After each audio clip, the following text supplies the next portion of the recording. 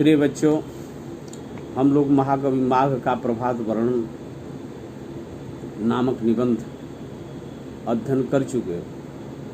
मैं आशा करता हूं कि उस पर हर गद्यांश पर जो प्रश्न बनाए गए हैं तुम लोग विधिवत उसका उत्तर लिख चुके होंगे। अब काव्यांजलि के दूसरे पाठ महाकवि सूरदास जी के जीवन परिचय, साहित्यिक परिचय को हमें समझना है। सूरदास जी के विषय में सुप्रसिद्ध दोहा है कि सूर सूर तुलसी शशि उडगन केशव दास, अब के कवि खद्योत सम जहाँ तहाँ करत प्रकाश।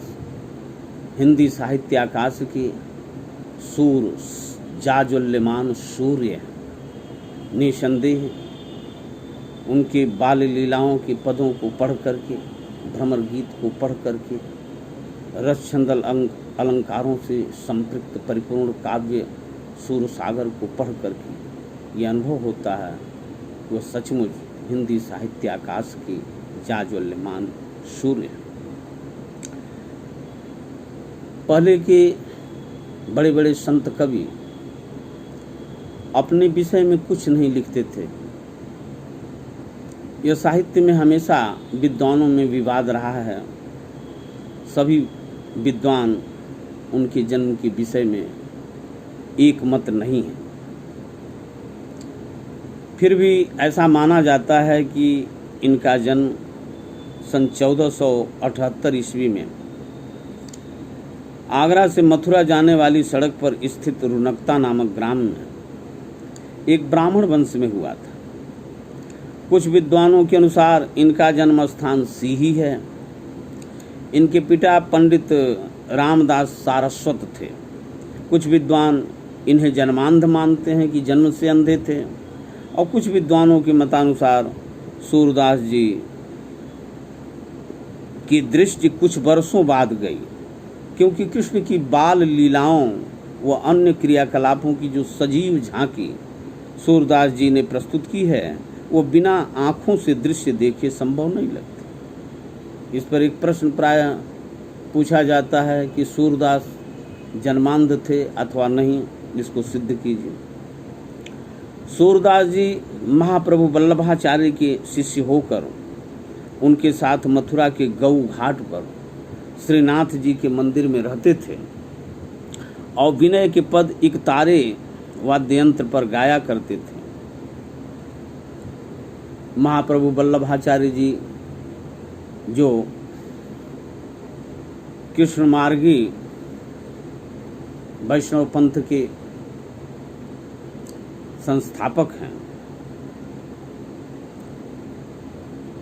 उनकी प्रेरणा से सूरदास जी श्री कृष्ण की बाल लीला का गान करने लगे।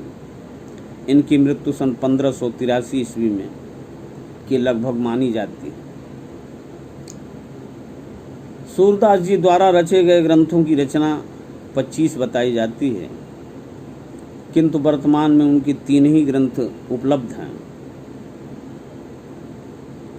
सूर सागर, जिसमें कहा जाता है कि 1.25 लाख पद थे, पर मात्र 10,000 पद ही वर्तमान काल में उपलब्ध हो सके हैं। श्रीमद् भागवत का प्रभाव सूर सागर पर बहुत गहराई से देखने को मिलता है, और पूरा सूर सागर गीत काव्य, इन्हें पूर्ण लय तुक के साथ गाया जा सकता है। दूसरी रचना सूर सारावली, इसमें 1107 पद हैं। इसमें कृष्ण की संयोग लीलाओं की मनोहर झांकी है। और तीसरा ग्रंथ उपलब्ध है, उसका नाम साहित्य लहरी। इस ग्रंथ में 118 दृष्टकूट पदों का संग्रह है। नायिकाओं और अलंकारों की विवेचना इसमें मुख्य रूप से की गई है। यत्र तत्र श्री कृष्ण की बाल लीला का भी वर्णन। हिंदी काव्य जगत में कृष्ण भक्ति सच्चे अर्थों में सूरदास जी द्वारा पल्लवित और पुष्पित हुई। सूरदास जी विलक्षण प्रतिभा के धनी थे। काव्य प्रसंग भले ही उन्होंने महाभारत और भागवत से ग्रहण किए, किंतु अपनी मौलिक अभिव्यक्ति से उन्होंने पदों को अनूठी गरिमा प्रदान की। विशेष रूप से बाल लीला का जैसा वर्णन सूरदास जी ने किया है वो दूसरी जगह दुर्लभ है। वात्सल्य रस से परिपूर्ण पदों की रचना में रस का महासागर ही उमड़ पड़ता है। वास्तव में बाल कृष्ण की अत्यंत मर्मस्पर्शी और सुंदर झांकी सूरदास जी ने अपने पदों में उतारी है। भ्रमर गीत में गोपिकाओं के प्रेम और विरह की अनूठी अभिव्यंजना है। अपने सभी पदों में उन्होंने मनोविज्ञान का पर्याप्त ध्यान रखा। सूरदास जी की भाषा मुख्य रूप से ब्रज भाषा है, साथ ही उसमें अवधी व कहीं कहीं फारसी के शब्द भी प्रयुक्त हुए हैं। काव्य शैली उनकी मुक्तक की है, हर पद मुक्त है। सभी अलंकार उनके काव्य में स्वाभाविक रूप से प्रयुक्त हुए हैं। अलंकारों की सुंदर योजना सूरदास जी की विशेषता है। अलंकारों की दृष्टि से सूरदास के काव्य में उपमा, रूपा, उत्प्रेक्षक, रूपक, प्रतीप, दृष्टांत, व्यतिरेक, अतिशयोक्ति, अर्थांतर, न्यास आदि अलंकारों का प्रचुर मात्रा में प्रयोग मिलता है। छंदों में रोला, छप्पय, सवैया और घनाक्षरी का प्रयोग। वल्लभाचार्य जी ने 8 प्रमुख कृष्ण भक्ति के विद्वान कवियों को लेकर के अष्टछाप की स्थापना की थी।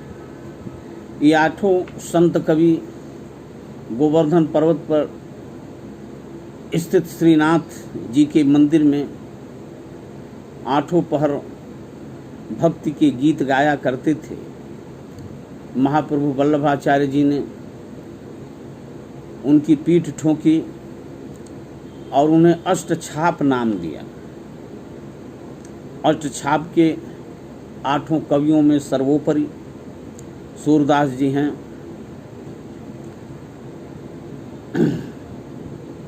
सूरदास जी की रचनाएं रीतिकाल के कवियों से सर्वथा भिन्न एवं उदात्त रूप में हैं। सूरदास जी को वात्सल्य रस का सम्राट कहा जाता है, क्योंकि अपने काव्य में आपने जैसा कृष्ण का वर्णन किया है वैसा कोई भी कवि अब तक नहीं कर पाया। कल हम लोग विनय के पद पढ़ेंगे।